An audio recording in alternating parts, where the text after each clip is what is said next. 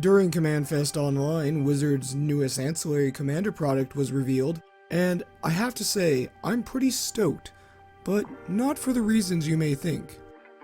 It was never easy for me. I was raised as a poor white child in South Dakota, and despite this, I was repeatedly made fun of for being Chinese, even though I'm Korean. Alright? Being in a predominantly white part of the country, I had very few people I could talk to about these struggles. Even less than that, I didn't have anyone to look up to that looked like me. Back in the 90s, there weren't a lot of Asian people in Hollywood to idolize. It never bothered me back then because I never knew what that was like. You can't really miss something you never had, right? Even in hobbies like magic, where I felt most at home, I felt kind of like I just didn't really belong. A few weeks ago though, I was looking at some Portal 3 Kingdom cards and just sat there for like a full minute, staring at them. And I started to tear up. Holy shit. They look just like me.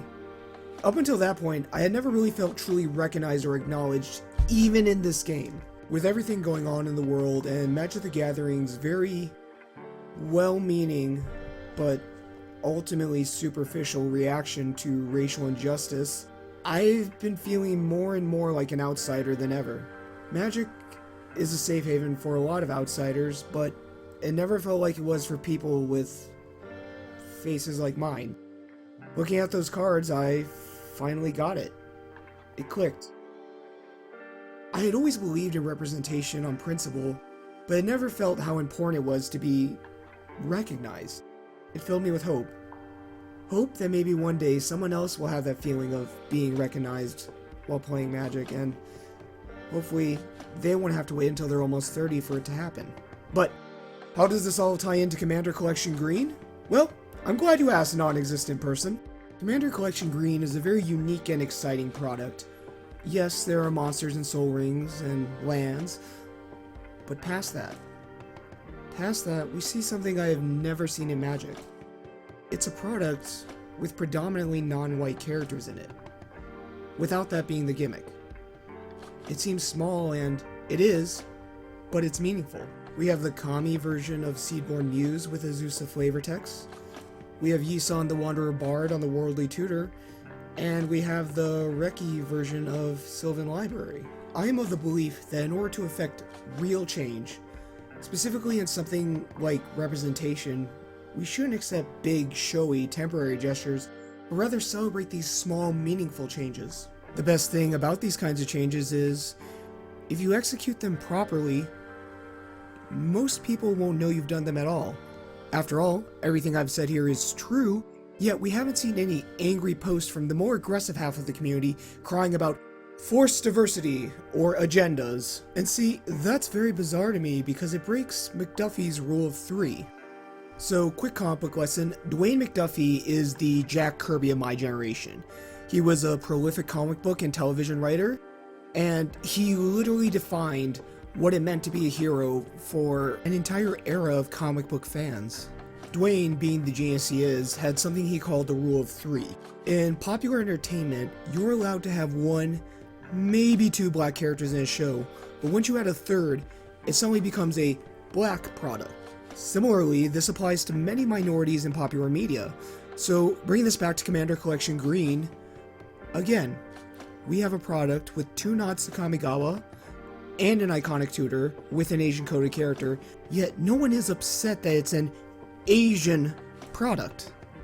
I know for a lot of white folks watching this will sound like nonsense, but for a lot of people of color who've experienced racism or seen this bias in the media, that is actually insane when you think about it. Why hasn't the more aggressive half of Magic gone at it? I mean, I'm glad they haven't. It's just so bizarre to me, but it actually makes sense. No one noticed because it was done subtly. It was a small, incremental change that no one who would overreact would notice. In this way, there's literally no downside to doing it. But if they're not noticing, why do it?